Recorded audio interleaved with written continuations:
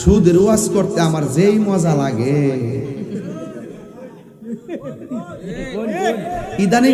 ইদানিং তো একটু বেশি মজা লাগে আমার কাছে। কিছু কিছু মৌলবীরা সুদের ওয়াজ ছাইরা দিছে,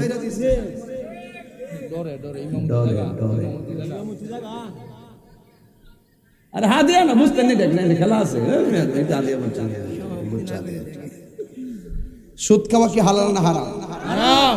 মোল্লার কথা না আল্লাহর কথা। তোরে তুমি ডরাও কেন সুদের ওয়াজ করতে? তার মানে বুঝতে হবে ডাল মে কুছ কালা है, ডাল মে কুছ কালা है। আমি বললেন আমার জেল হয়ে যায়, ফাঁসি হয়ে যায়। বেটা আমি কি সুদের ওয়াজ নতুন করি? 22 বছর ধরে ওয়াজ করি, সুদের ওয়াজ করে এক একটার বাপ ডাহাই। কথা কোন ঠিক না বেটি? তাহিরের ট্যাগ লাগায় কাম হইতো না, ট্যাগ লাগানো তাহিরকে চলবে না, এটা পরিষ্কার কথা। সুদ খাওয়া কি হালাল না হারাম? কথা কোন হালাল না হারাম? এটা কি মোল্লার ফতোয়া না আল্লাহর ফতোয়া? সুদের 70টা গুনাহ আছে, এর মধ্যে সর্বনিম্ন গুনাহ হইল নিজের মায়ের সঙ্গে জিনা করা।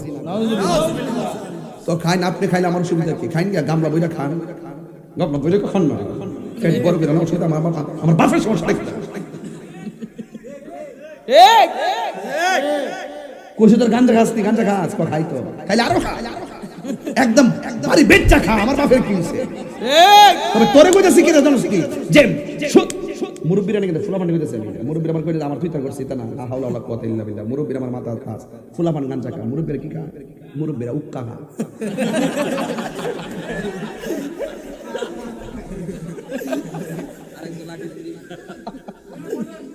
কি বাবা খুশি হয়ে এই দিবস করতে আইও আইও বিদেশ থাকো, ঠিক আছে, থ্যাংক ইউ ভেরি মাচ। এই যে সুদের ওয়াজ করছি, এই যে বাস দিছি যে আমার হাদিয়া পড়ছে। কথা কোন ঠিক না বেটি?